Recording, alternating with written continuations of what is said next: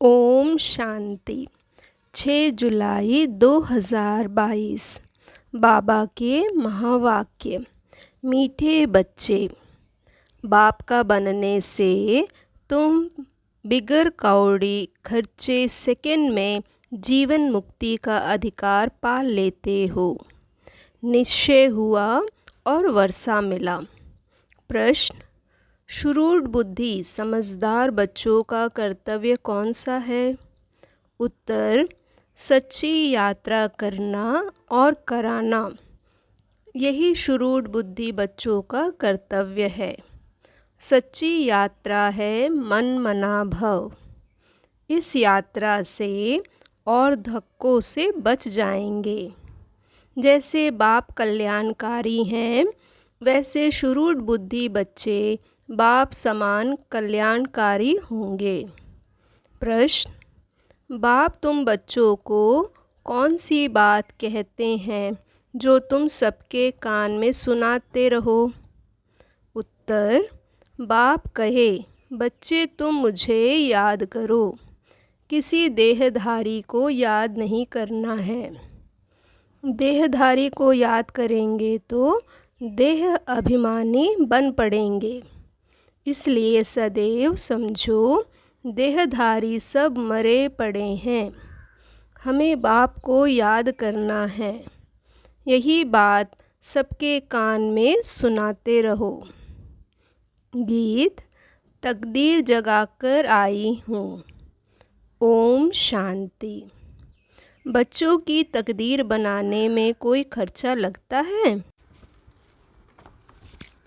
माँ बाप के पास बच्चा आया। बच्चों को कुछ खर्चा लगा? वर्षा पाने में? पैदा होने से ही बाप की मिल्कियत का वर्षा मिल जाता है। अखबार में भी लिखते हैं ना कि फलाने वारिस का जन्म हुआ। बच्चे को कोई खर्चा लगा? नहीं। जन्म लिया, उनको कोई खर्चा नहीं। कोई बहुत धनवान है, बच्चे नहीं हैं, एडॉप्ट करते हैं। बच्चे का कोई खर्चा लगा? कुछ भी नहीं। यहाँ भी गाया जाता है सेकंड में जीवन मुक्ति। दुनिया वाले भल जीवन मुक्ति का अर्थ नहीं जानते हैं। अब यह तो जानते हो, विश्व के मालिक जीवन मुक्त देवताएं थे। भारत में ही जीवन मुक्ति होती है। अब बाप पूछते हैं, बाप का बनने में कोई खर्चा लगता है? बस बाबा, मैं आपका हूँ। गाया भी जाता है, जनक को सेकंड में जीवन मुक्ति मिली। सिर्फ बाप की पहचान मिली, जिनके लिए बाप युक्तियाँ बतलाते रहते हैं। बताओ, पारलौकिक परम पिता परमात्मा से आपका क्या संबंध है? परम पिता, वह तो बाप है। बाबा कहते हैं, मेरा बनने लिए खर्चा लगता है? कुछ भी नहीं। सिर्फ मेरा बनो, खर्चा कुछ भी नहीं। 1 सेकंड में जीवन मुक्ति। खर्चे की बात ही नहीं उठती। बच्चा आया, क्या खर्चा हुआ? तुम बाप के बनते हो, क्या खर्चा हुआ? सिर्फ बुद्धि से ही निश्चय किया कि मैं आपका हूँ। समझते हैं, बाप से स्वर्ग की बादशाही मिलती है। बाप स्वर्ग का रचयिता है। वर्षा मिलता है हेवन की बादशाही। निश्चय की बात है ना। पाई भी खर्चा नहीं करो। याद से ही तुम हीरे जैसा बन जाएंगे। हम लिखते भी हैं, तुम जीवन मुक्ति पा सकते हो। कौड़ी भी खर्चा करने बिना तुमको बादशाही मिल जाएगी। तुम कितने धक्के खाते हो। भक्ति मार्ग में यात्राओं पर मनुष्य बहुत धक्के खाते हैं। उनमें पंडे भी रहते हैं या कोई धर्माऊ पुरुष धक्के खिलाते हैं। पैसे भी बहुत खर्च करते हैं, मिलता तो कुछ भी नहीं है। यह बाप तो समझाते बहुत हैं, परंतु किसकी तकदीर में नहीं है तो बुद्धि में बैठता नहीं। कोई युक्ति निकाल धक्के खाने वालों को बचाएं। सिर्फ बाबा की मुरली सुना फिर जाकर सुनाएं। यह कोई बड़ी बात नहीं है। किसको क्या बोलना चाहिए, क्या करना चाहिए। ट्रेन में यात्रा करने जाते हैं, क्या युक्ति निकालें। बाबा जैसी युक्ति बतलाते हैं वह कोई अजून अमल में नहीं लाया है। कोई को भी प्यार से समझाना चाहिए। पतित पावन ज्ञान के सागर से आपका क्या संबंध है। इस समय तक बाबा को समाचार नहीं लिखा है कि बाबा इस धंधे में मैं लग गया हूँ। फलाने फलाने से पूछा है, वह क्या कहते हैं। कुछ भी बाबा को समाचार नहीं देते हैं। बाबा से तुम 1 सेकंड में जनक मिसल जीवन मुक्ति पा सकते हो, अगर यह पहली हल की तो। बाबा फर्स्ट क्लास बात सुनाते हैं। प्लास्टिक पर छोटे कार्ड छपवा लो। अच्छे पोस्ट कार्ड हों जो कहाँ भी बेच सकें।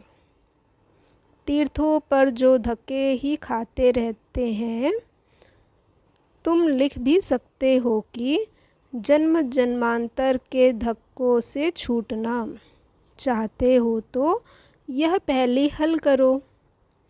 इसे हल करने से 1 सेकंड में जीवन मुक्ति पा सकते हो। बाबा अक्षर तो देते हैं। कोई बुद्धिमान बच्चा हो जो ठीक रीति लिख कर आवे और अच्छा छपा कर भेजे। बड़े शहरों में काम झट हो जाता है। बहुत सुंदर प्लास्टिक के कार्ड हों, उसमें त्रिमूर्ति का ठप्पा लगावें ना लगावें। बाबा युक्तियाँ बहुत अच्छी बताते हैं। जनक को सेकंड में जीवन मुक्ति मिली। यह सिर्फ गाते रहते हैं, कोई को पता नहीं। भल अष्टपा गीता में है, परंतु उससे कोई समझ नहीं सकते। दंत कथाएँ हैं, तुम प्रैक्टिकल में समझाने बैठे हो और किसी के समझ है नहीं। समझदार हैं तो एक गॉडफादर, बाकी सबको रावण ने नॉन सेंसिबल बना दिया है। पावन को सेंसिबल, पतित को नॉन सेंसिबल कहा जाता है। इस बेहद की बात को कोई जानते नहीं है। यह तो बिल्कुल सिंपल है। सिर्फ बोले हाँ बरोबर हमारा पिता है। पिता से तो ज़रूर बिगर कोई खर्चा बच्चे को वर्षा मिलना चाहिए। बच्चा पैदा होता है और वर्षा मिल जाता है। लौकिक बाप से बच्चे को वर्षा मिलता ही है, जीवन बंध का। यह एक ही बाप है जिसको पतित पावन कहा जाता है। यहाँ तो है ही रावण का आसुरी राज्य। अब तो यह ईश्वर बाप है। कहते भी हैं ना, हेवनली गॉडफादर, तो उससे ही हेवन का वर्षा मिलना चाहिए। वहाँ से ही तुम आए हो। अब बाप को याद करो। None what one. नन्स को ही समझाना पड़े। तुमको याद करना है गॉड को।